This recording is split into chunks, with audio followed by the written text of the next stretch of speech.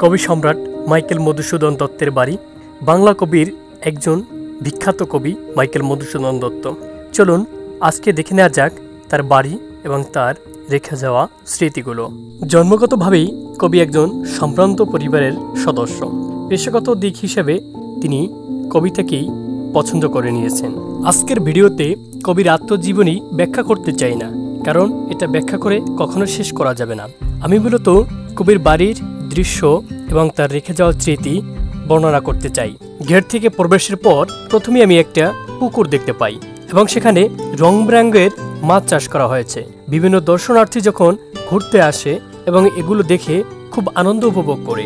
এরপরেই আশপাশের দিকে তাকালে আমি দেখতে পাই হরেক রকমের ঘর, যেগুলো কিনা খুপড়ি ঘরের মতো, যার নিচে বিভিন্ন দর্শনার্থী এসে আশ্রয় নয়।